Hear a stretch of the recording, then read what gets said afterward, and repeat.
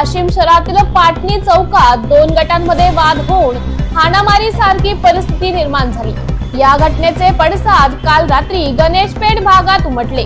रात्री 11 वाजेच्या सुमारास अचानक तणाव निर्माण झाला। स्थानिक प्रशासनाने दिलेल्या माहितीनुसार दोन समाजातील समाजकंटकांनी परिसरातील काही घरांवर आणि वाहनांवर दगडफेक केली। या घटनेत 1 ते 2 नागरिक किरकोळ जखमी झाले असून त्यांच्यावर जिल्हा रुग्णालयात प्राथमिक उपचार करण्यात आले आहेत। याशिवाय काही दुचाकींना देखील नुकसान झालं असून एका जणाच्या हाताला मार लागला आहे।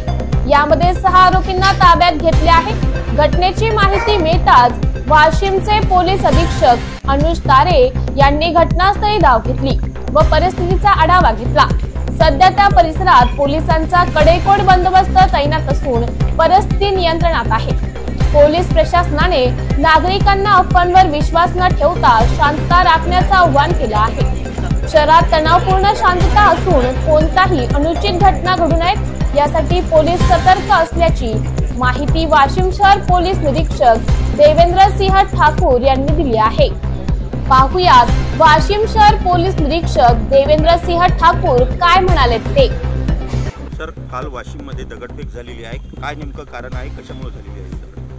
काल पाटणी चौक वाशिम येथे रात्री 9:30 पावणे 10च्या दरम्यान दोन युवक मोटरसायकलवर जात असताना तर फेरीवाला गाडा घेऊन जात होता। त्याला बाजूला गाडा घेण्याच्या वादावरून त्यांच्यामध्ये वादावादी झाली। त्यानंतर मोटरसायकलवरच्या 2 मुलांनी तिसऱ्याच व्यक्तीला मारहाण केली।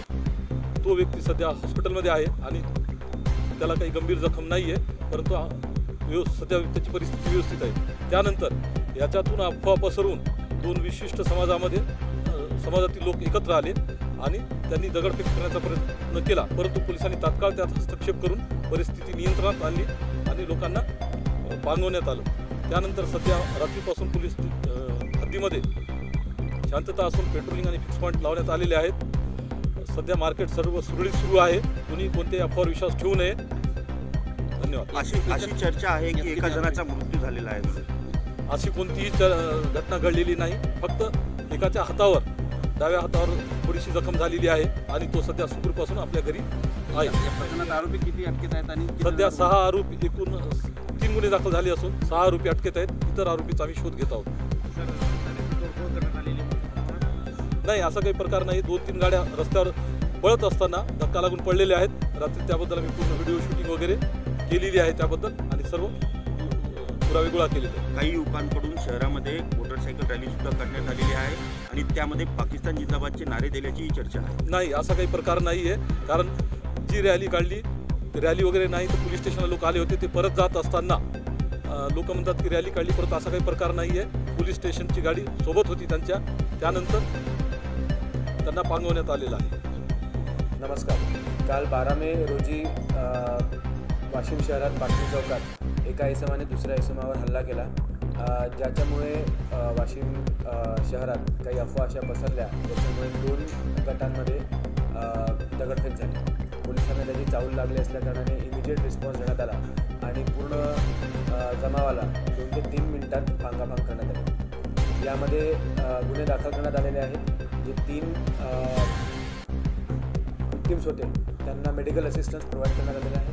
तसंच विविध CCTV आणि व्हिडिओज यांच्या सहारे आम्ही 30 ते 25 आरोपींना आयडेंटिफाय केले आहे। त्यापैकी 6 सध्या आपल्या कस्टडीत आहेत। आज आपल्या माध्यमातून मी सर्वांना आवाहन करू इच्छितो, कुठल्याही प्रकारच्या अफवांवर विश्वास ठेवू नका। कुठल्याही प्रकारची अफवा आली तर आमच्याकडून व्हेरीफाय करा, क्रॉस चेक करा। पोलीस आपल्या सर्वांच्या सुरक्षेसाठी कटिबद्ध आहे। वाशिमच्या पाटणी चौकात एका किरकोळ वादावरून एका माणसाला मारण्यात आलं, ज्याच्यामुळे समाजात काही अफवा पसरवण्यात आल्या, त्यामुळे हा वाद पेटला। आरोपी वाढतील, अजूनही CCTV आणि व्हिडिओचे अनालिसिस चालू आहे आणि त्यांना सर्वांना आम्ही अरेस्ट करून कोर्टात करू।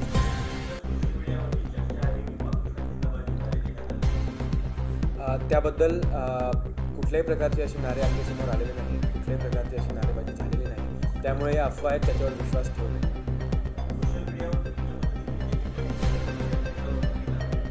त्यांच्यावर नक्कीच भारतीय न्याय संहितेप्रमाणे अफवा पसरवणाऱ्यांवर जी कारवाई आहे ती करण्यात येईल। त्यांना आयडेंटिफाय करून त्यांना